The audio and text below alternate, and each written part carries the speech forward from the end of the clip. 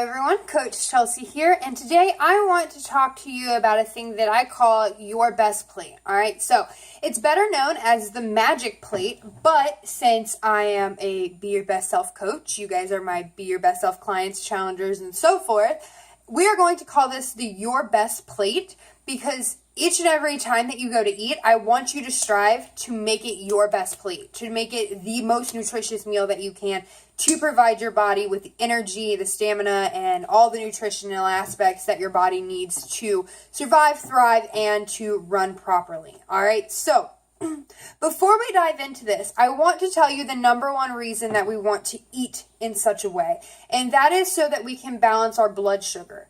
And when we're balancing our blood sugar, we are making sure that we're not spiking or we're like going crashing and getting fatigued or going and getting high strung, or that we're giving our bodies a natural flow of energy and stability for it to function properly. All right, and to do that, at each meal, you should strive to have a protein, a fat, and a fiber. All right, so let's dive into a few examples of what would be a successful meal with a right protein, a right fat, and a right fiber. All right, so which would you think is better for breakfast? Would you say waking up, grabbing a muffin, and having a coffee is better? Or waking up, having your coffee with grass-fed butter, which is a fat, and then 2 hard-boiled eggs, which are a protein? Which do you think is better, and that's going to start your metabolism the right way throughout the day? Clearly, it's going to be the second one. Now, for lunch, let's say that I know a lot of people, they grab a Diet Coke and a salad, and they think that that's great for getting them through the day. But then they wonder, why do I crash at 2, 3 o'clock in the afternoon when I just ate? I feel like I had good food, and no, it's just because you had a salad and a Diet Coke. First, I don't want to go off on ranting about pop, but a salad's not going to just get you to where you want to go.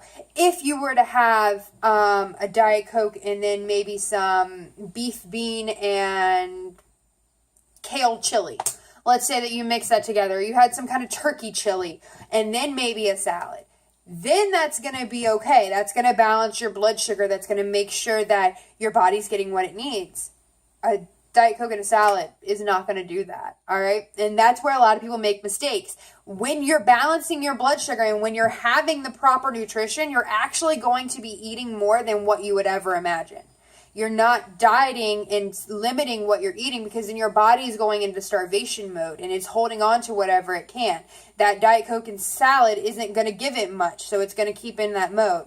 And then last but not least, what about if for dinner we want to do wine and then some kind of pasta and tomato sauce? So yeah, okay, not exactly the best meal, but how can we make this a little bit better to where we can get a little bit more nutritional value to it?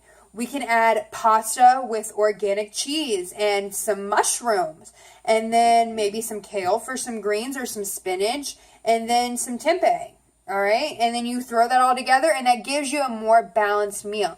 And when we're finding these balanced meals, it's important that we stay flexible in what we're doing and shifting with the changes of our body, and then we're figuring out what works best for us. When you're looking down at your plate and you're trying to figure out if you're eating a right meal, this is going to be a basic guideline for you to follow. All right, so imagine that this is your plate. You have, with your fats, you should have about 1 to 3 grams of fat, or tablespoons, not grams, tablespoons of fat in your diet. So maybe a little bit of avocado or some almond butter, or if you're cooking, use coconut oil, and that's going to get you your fats in there.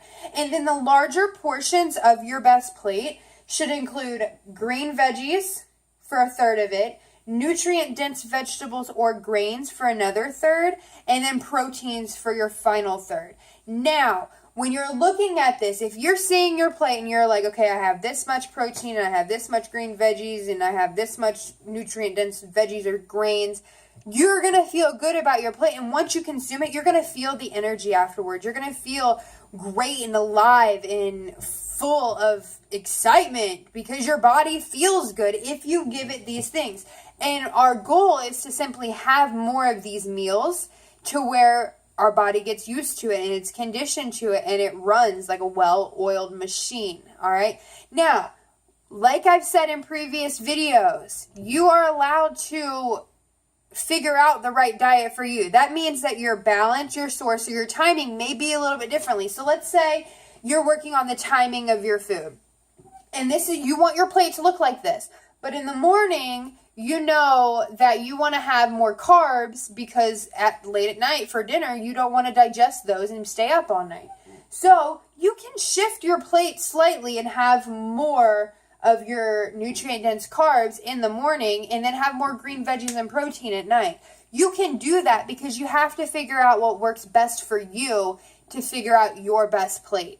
This is just a simple guideline that you can go by to figuring out what your body needs in each meal. And yes, your snacks can look like this also and give you the same energy and endurance that you need to survive and thrive. All right. If you have any questions, please feel free to reach out to me. If you need anything, comment below and I will be in touch. Have a great day, everyone.